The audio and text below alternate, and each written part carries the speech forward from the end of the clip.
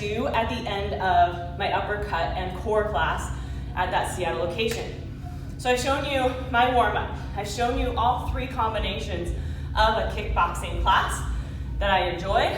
And now I'm going to show what I would do for the ab work or the core work. And what's really cool about kickboxing is it's a lot of core work to begin with.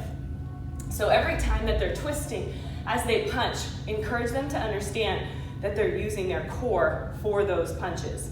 And for kicking, when they're leaning back, they're engaging their core. I always tell them to try to use their core more than their hips or their hip flexors, even though we know they're going to be using those as well. And then on that roundhouse kick too, they're really using those obliques. So it's a lot of core to begin with.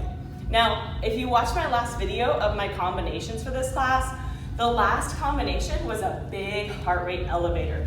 So when someone's heart rate is that extremely high, as an instructor, we need to be responsible and not take them right down to the floor. So for this uppercut and core class, I need to be strategic to make sure that I'm not having them just lay on their back after they've done all of that intense cardiovascular work. So I keep them standing, and the first exercise I just had them do for this particular class was bending the knees slightly and then starting to rotate through that core, standing up.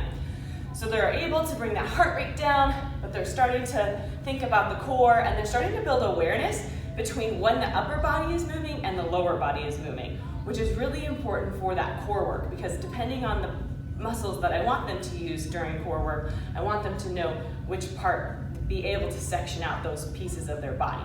So here we are, and then I actually add a squat to this. So I take them down for 4, so we're still really moving to the beat of the music, up and down. And I'm encouraging them to not let their knees fall in as those ribs are rotating. They're keeping the knees wide, and it's just the upper body moving in that twist. I start talking about what muscles we're using. We're using the core, we're using our obliques, we're twisting. We're moving the spine in all directions in our core work, which is really important as well. That's another consideration when you're making your core work. So I start there, and then when we've done about 8 to 16 of those, you as an instructor are kind of gauging your time. I'm going to take them into some side crunches. So starting in that squat position, kind of that wider stance, I'll have them practice their balance, try to pull their rib cage toward their hip, or their hip to their rib cage. So I don't focus when I cue this on their knee coming toward their elbow. It's all about the rib and the hip coming closer together.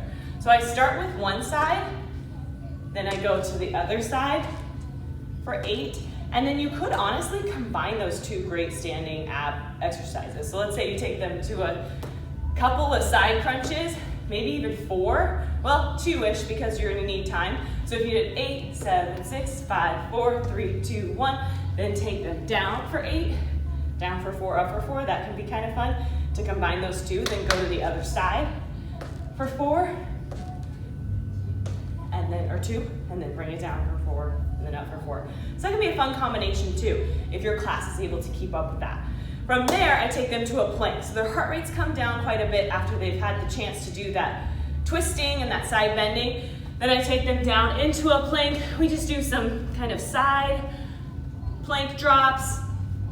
I always give them the option of using a mat here, and then we can take it into a full-on side plank, and then I sometimes will have them practice on reaching underneath, piking those hips, and then maybe even just for time, we do some side planks here, or maybe even I have them hold a kneeling side plank, and we can involve the legs a little bit, so we can even get some more kickboxing movements in here, so we could be like kick, kick, kick, or little circles, so they're still working those hips.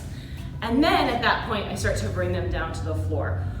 What I had for my floor work was just your good old Pilates belly buster series. I can't help but, as a Pilates instructor, teach that in most of my classes, and I just try to cue it a bit more generic fitness based, but I still encourage that deep belly connection and pulling the abdominals in, and that stability.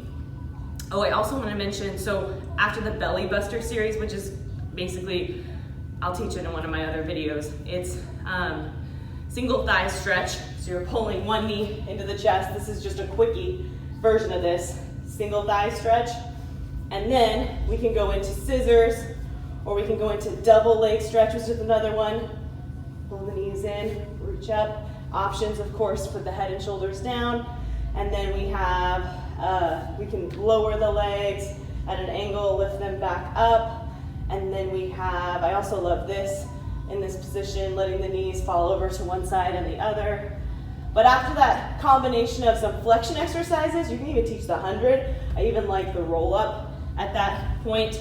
Then I do bridging. So I'll have them do some bridges, work on the inner outer thighs, and then we will roll over onto our stomach for the final exercise after their heart rates really come down to do some extension work.